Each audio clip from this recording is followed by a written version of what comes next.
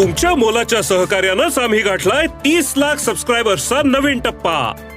तुमच्या कामाची प्रत्येक बातमी साम टीव्हीच्या डिजिटल प्लॅटफॉर्मवर आजच लाईक, शेअर आणि फॉलो करा.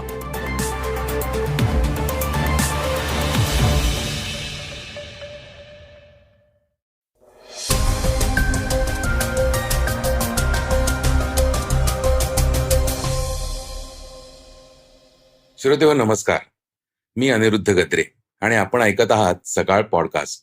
अजितदादा मुख्यमंत्री बनण्याच्या चर्चांवरून सुप्रिया सुळे यांनी फडणवीसांवर नेम साधला आहे. ईडीने आता चायनीज कंपन्यांकडे आपलं लक्ष वळवलं आहे. पुण्यातील ससून रुग्णालयातून पळालेला ड्रग्ज माफियाला दादा भुसेंची फूस होती असा आरोप सुषमा अंधारेंनी केला आहे.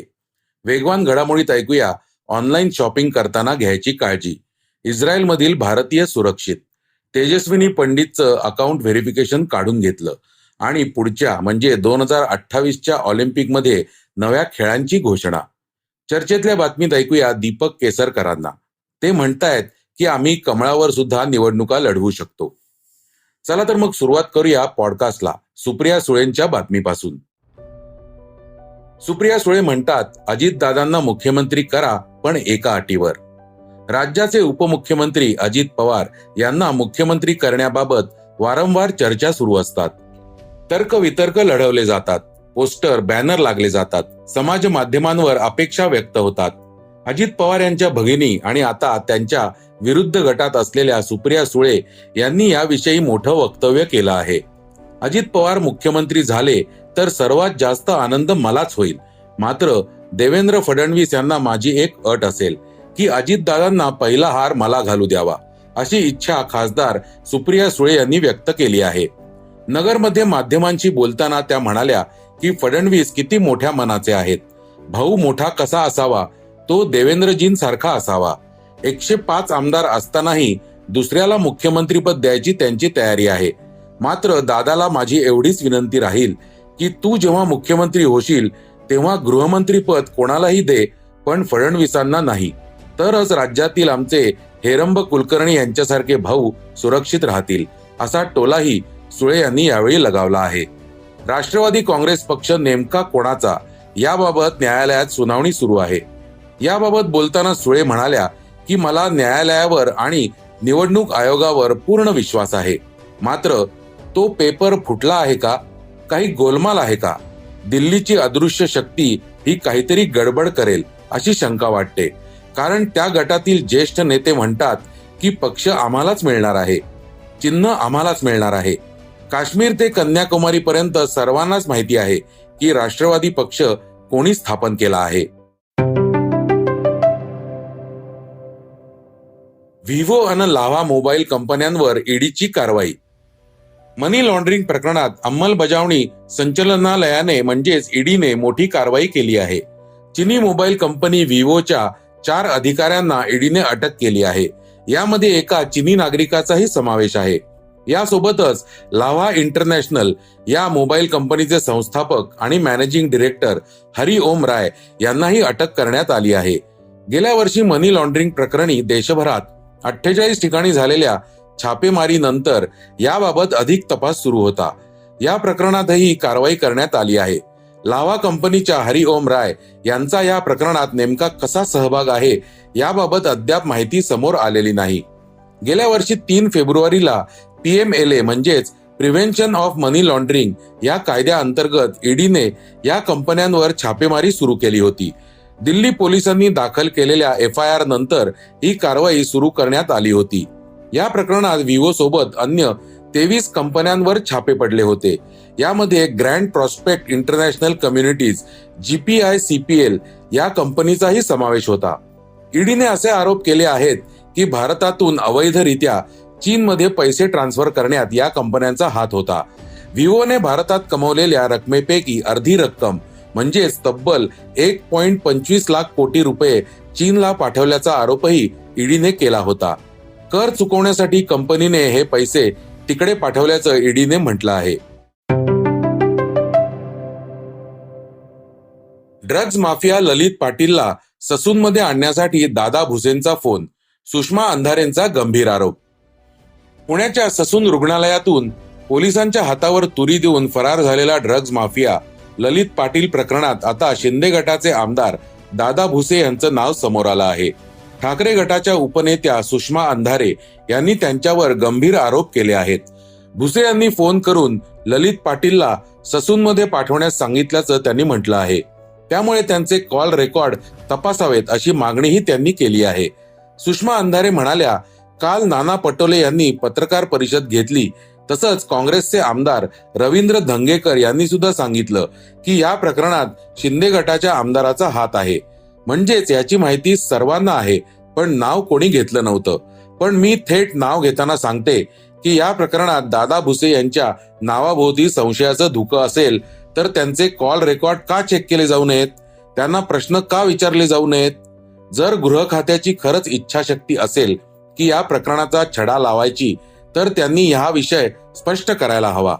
दरम्यान ललितचा भाऊ भूषण पाटील याच्या मुसक्या पुणे पोलिसांनी आवळल्या आहेत. उत्तर प्रदेशातील वाराणसी इथून भूषणला अटक करण्यात आली आहे.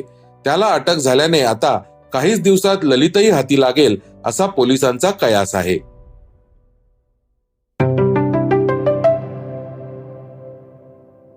आता ऐकूया वेगवान घडामोडी. सध्या अमेझॉन आणि फ्लिपकार्ट या ई कॉमर्स साइट्सवर मोठे सेल सुरू आहेत. ग्रेट इंडियन फेस्टिवल सेल आणि बिग बिलियन डे सेल या माध्यमातून खरेदी करून मोठ्या प्रमाणात बचत करण्याचा अनेक जण विचार करत आहेत. मात्र याचाच फायदा हॅकर्स आणि ठगही घेत आहेत. अमेझॉन किंवा फ्लिपकार्ट सारख्याच दिसणाऱ्या फेक वेबसाईट तयार करून त्या माध्यमातून लोकांची फसवणूक होत असल्याची अनेक प्रकरणं समोर आली आहेत. अशा वेबसाईटवरून काही ऑर्डर केल्यास युजर्सचे पैसे तर ट्रान्सफर होतात, मात्र ते प्रोडक्ट ग्राहकांना कधीच मिळत नाही. ग्राहकांचे पैसे तर जातातच, मात्र सोबतच त्यांचे बँकिंग डिटेल्स देखील या वेबसाईटना मिळतात. त्यामुळे अधिकृत वेबसाईटवरून शॉपिंग करण्याचे आणि खबरदारी घेण्याचे आवाहन केले जात आहे. इस्रायलमधील संघर्ष दिवसेंदिवस तीव्र होताना दिसत आहे. या दरम्यान इस्रायलमध्ये असणारे भारताचे सर्व नागरिक सुरक्षित असल्याची माहिती भारतीय दूतावासाने दिली आहे. सुमारे 900 विद्यार्थी या क्षणाला इस्रायलमध्ये आहेत. याचबरोबर IT व्यावसायिकांची संख्याही मोठ्या प्रमाणावर आहे. भारतीय दूतावासाने इस्रायलमधील सर्व भारतीयांना सतर्क आणि सुरक्षित राहण्याचं आवाहन केलंय. आता ही युद्धजन्य परिस्थिती कधी पूर्वीसारखी होणार हे पाहणे महत्वाचे ठरणार आहे. मराठी अभिनेत्री तेजस्विनी पंडित हिच्या ट्विटर म्हणजेच एक्स अकाउंटवरची निळी टीक गायब झाली आहे. तेजस्विनीची त्याविषयीची पोस्ट व्हायरल होते आहे. सध्या महाराष्ट्रभर टोल नाक्यांचा मुद्दा चांगलाच गाजतोय. मनसे अध्यक्ष राज ठाकरेंनी याबाबत पत्रकार परिषद घेतली होती. तेजस्विनीने ट्विटरवर पोस्ट करत सरकारवर टीका केली होती. त्यानंतर तिच्या ट्विटर अकाउंटवरील व्हेरिफिकेशनची निळी टीक काढून टाकण्यात आली आहे. अकाउंटचा व्हेरिफिकेशन बॅच हा सन्मान असेल तर हा सन्मान मला दिल्याबद्दल धन्यवाद. पण अशा प्रकारे बंदी घातल्याने माझा किंवा सामान्य माणसांच्या मनातील आक्रोश कमी होणार नसल्याचं म्हणत तिने आपला संताप व्यक्त केलाय. 2028 मध्ये होणाऱ्या ऑलिम्पिकसाठी क्रिकेटसह 5 नव्या खेळांचा समावेश होणार आहे. फ्लॅग फुटबॉल, बेसबॉल आणि सॉफ्टबॉल, लॅक्रोस आणि स्क्वॅश या 5 खेळांचा समावेश केला जाणार आहे. त्यामुळे आता 2028 मध्ये होणाऱ्या ऑलिम्पिकमध्ये अनेक इतर खेळांना वाव मिळणार आहे. आता बातमी चर्चेतली. शिंदे गटातील केसरकर म्हणतात, आम्ही कमळावर सुद्धा निवडणूक लढवू शकतो. शिवसेना आणि राष्ट्रवादी दोन्ही पक्षातला फुटीचा प्रश्न कायम आहे. त्यातच शिवसेनेतून शिंदे गट बाहेर पडल्याची घटना आता जुनी झाली आहे. मात्र अजूनही शिवसेना खरी कोणाची, कोणत्या गटातील आमदार अपात्र ठरणार या संबंधीचा निर्णय लागलेला नाही. शिवसेनेचं पक्षचिन्हच गोठू शकेल अथवा ते ठाकरे गटाकडे जाईल अशी भीती कायम व्यक्त केली जाते. त्याविषयी एकनाथ शिंदे यांचे मुख्य सहकारी दीपक केसरकर यांनी एक महत्वाचं विधान केलं आहे. आम्ही कमळावरही निवडणूक लढवू. या केसरकरांच्या विधानावर जोरदार चर्चा होत आहे. केसरकर काय म्हणालेत ऐकूया. आम्हाला उमेदवार दिला आणि तो शिवसेनेच्या चिन्हावर उभा राहिला. मी स्वतः अमित शहाजीने इथे येऊन केलं. म्हणजे ते किती अकॉमोडेटिव्ह आहेत बघा. आणि आपण मात्र भांडत बसायचं. त्यावेळेला त्यांनी घेतलं ना धनुष्यबाण. त्यांनी जर धनुष्यबाण घेतला असेल तर कमळ घ्यावं की नाही त्याचा निर्णय शिंदे साहेब घेतील ना. मी नाही त्याच्याशी बोलू शकतो. ते आमच्या पक्षाचे श्रेष्ठ निर्णय घेतले. मी तुम्हाला फक्त उदाहरण दिलं की हे उदाहरण बघा, या ठिकाणी पालघरचे खासदार हे भाजपच्या चिन्हावर निवडून आले होते. ही सीट शिवसेनेला सोडल्यानंतर त्यांनी आपला उमेदवार सुद्धा दिला आणि त्यांनी शिवसेनेच्या चिन्हावर तो उभा राहिला. तसं ते सुद्धा करू शकतात. तुमचा उमेदवार आहे द्या. आजच्या पॉडकास्टमध्ये इतकंच. पुन्हा भेटून नवा विषय, नव्या बातम्या घेऊन उद्याच्या पॉडकास्टमध्ये. तर श्रोते हो, हे होतं आजचं सकाळचं पॉडकास्ट. आजचं सकाळचं पॉडकास्ट तुम्हाला कसं वाटलं हे आम्हाला सांगायला विसरू नका. युट्यूबवर देखील तुम्ही सकाळचं पॉडकास्ट ऐकू शकता. त्यावरील तुमच्या प्रतिक्रिया, सूचना आमच्यापर्यंत जरूर पोहोचवा. आणि सगळ्यात महत्वाचं म्हणजे सकाळचं पॉडकास्ट तुमच्या मित्रांना, कुटुंबियांना नक्की शेअर करा. उद्या पुन्हा भेटूयात. धन्यवाद. वाचा, बघा आणि आता ऐका आणखी बातम्या isakal.com वर.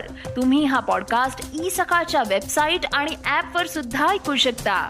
विसरू नका, या पॉडकास्टला आपल्या आवडीच्या पॉडकास्ट ऍप वर सबस्क्राईब किंवा फॉलो करायला.